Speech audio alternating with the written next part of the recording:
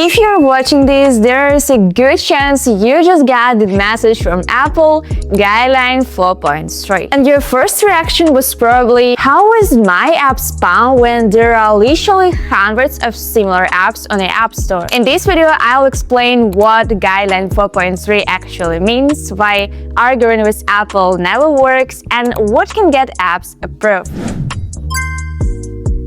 First, let's look at one interesting public document from Apple. Every year, Apple releases an App Store transparency report. It shows how many apps they review and how many they reject. In the recent report, one number stands out. App submissions rejected over 2 million times. That's not a typo. Near 2 million rejections in a single year. This isn't about your app being bad. This isn't about Apple being unfair to your personality. This is Apple running a massive filtering machine, and Design Spam Guideline 4.3 is one of their strongest filters. This is happening to real developers every single week. Different people, different apps, same outcome. And if you read enough of these threads, a pattern becomes obvious. UI changes didn't help, appeals without real changes didn't help, explaining why it's better didn't help. What did help when people eventually got approved was changing what the app actually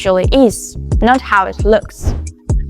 First, let's clear something up. Guideline 4.3 is not about bugs. It's not about UI quality. It's not even about whether your app is useful. It's about saturation. Apple is looking at your app and thinking, we already have thousands of apps that do this exact thing. Even if yours is better, even if it's beautifully designed, even if users would genuinely love it, Apple doesn't care. What they care about is market clutter. This problem has exploded recently because of one major factor: AI and no-code tools. From Apple's perspective, the App Store is now flooded with GPT wrappers, white-label apps, some app new keyword clones, 10 apps shipped from one shared code base. Apple's reasoning is simple. These apps clutter the marketplace, make discovery harder for users, and lower the overall quality of the App Store. You may disagree, but Apple controls the ecosystem.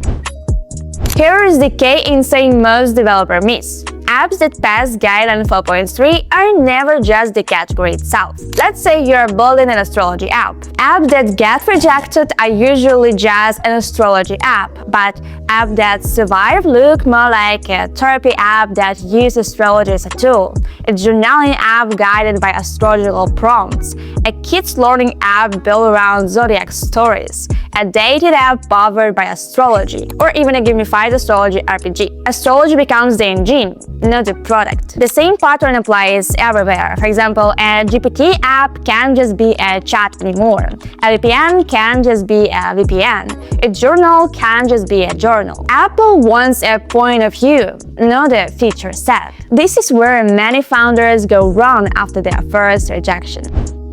The most common mistake is trying to repaint the app. New color, new screenshots, minor UI tweaks, but that never fixes a rejection. If your app still only differs by colors, languages, small content changes, another rejection is almost guaranteed. Cosmetic updates waste time, energy, and morale. What actually works requires patience. You need to change how the app is positioned. Explain clearly why it's not generic and why does it exist beyond a saturated category. And here is important warnings. Never resubmit a spam-flagged app from another developer account. That shortcut can turn a temporary setback into a permanent ban. Be careful with appeals, because submitting one without real changes usually just burns your chance. Don't fight a reviewer, because losing your temper, especially with Apple, has never helped anyone. Sometimes the right move is more radical. Rethinking the concept, reshaping the product, or adding functionality that creates real, tangible value. No more tag, not another AI chat. Originality is the only thing that consistently works.